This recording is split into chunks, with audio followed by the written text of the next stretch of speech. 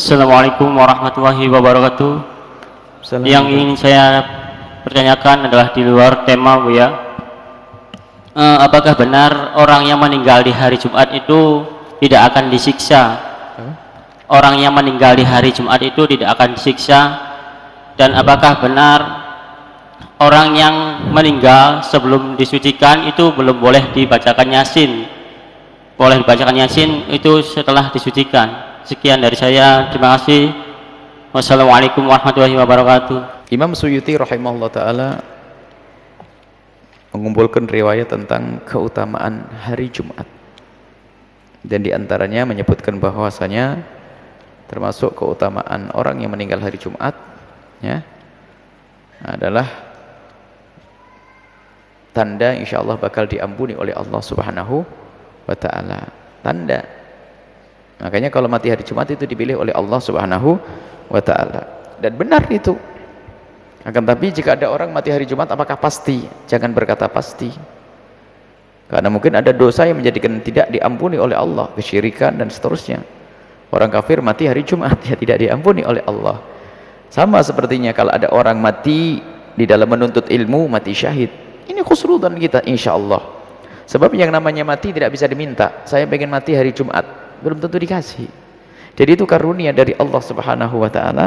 Seperti meninggalnya seseorang dengan kemampuan untuk mengucapkan kalimat syahadat juga kemuliaan.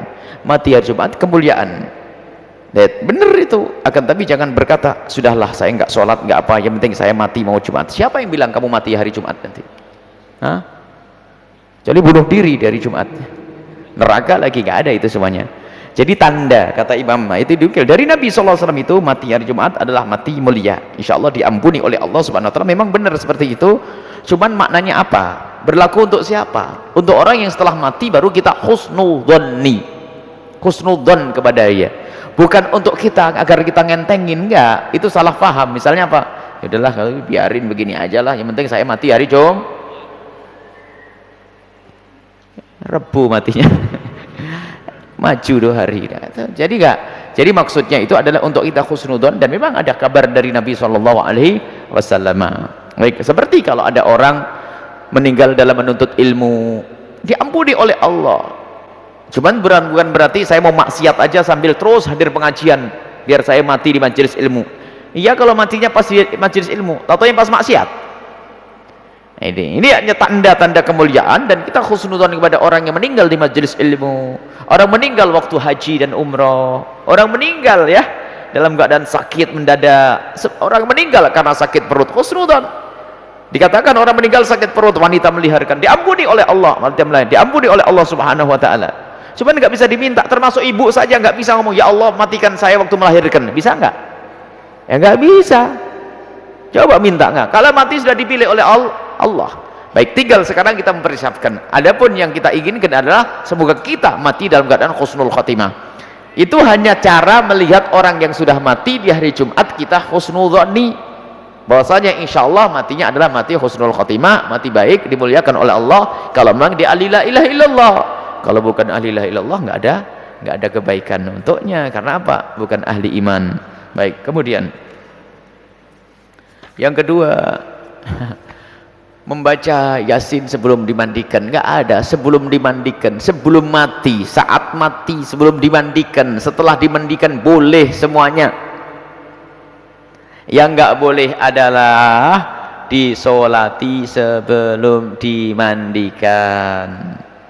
Adapun masalah dikafani sunnahnya dikafani dulu baru disolati. Kalau belum dikafani kok disolati, sah asalkan sudah dimandikan.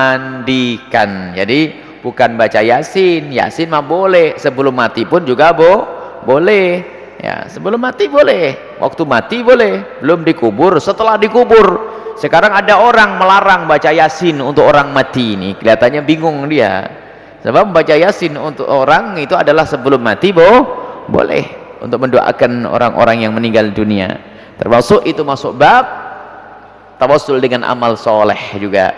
Jadi tawassul dengan amal soleh adalah di saat kita membaca ayat Al-Quran, semoga diampuni oleh Allah. Kemudian juga masuk bab menghadiahkan pahala untuk orang yang telah meninggal dunia, yang disepakati oleh para ulama bahwasanya itu adalah nyampe. Ada khilaf sedikit dari riwayat Imam Asy-Syafi'i radhiyallahu anhu. Baik, ini yang harus kita pahami. Jadi kalau baca Yasin boleh, dan memang saya menemukan, kita juga menemukan, belum diapain jangan baca Yasin. Jadi rupanya salah dengar itu. Yang nggak boleh apa? Disolati. Sebab syaratnya disolati harus sudah disucikan, dimandikan. Bahkan sampai dikatakan oleh Imam Ramli rahimahullah ta'ala, kalau ada seorang anak meninggal dalam keadaan belum disucikan secara sempurna, maka tidak disolati. Contoh, ada seorang wanita meninggal dunia, di tempat tersebut tidak ada wanita yang bisa memandikannya. Sebab kalau yang meninggal wanita, yang memandikannya adalah wanita. Kalau yang meninggal laki-laki, yang memandikannya adalah laki-laki. Boleh wanita meninggal dunia dimandikan oleh kaum laki-laki, tapi kaum laki-laki itu adalah mahramnya. Termasuk diantaranya adalah suami, biarpun dia bukan mahram. Anaknya, itu pun tetap menutup auratnya, bukan dibuka belak begitu lalu dimandikan. Tidak, harus di bawah kain. Baik, ternyata di kampung itu kebetulan wanitanya habis, tinggal dia tok. Ditanya saudara, paman-pamannya juga sudah nggak ada. Yang ada kaum laki-laki yang lainnya. Maka bagaimana hukumnya? Karena yang ada laki-laki yang lainnya, maka tidak boleh memandikannya, ya. Tidak usah mandikannya. Karena tidak dimandikan, maka langsung dikubur, tidak disolati karena tidak dimandikan. Lu kasihan. Kenapa kasihan?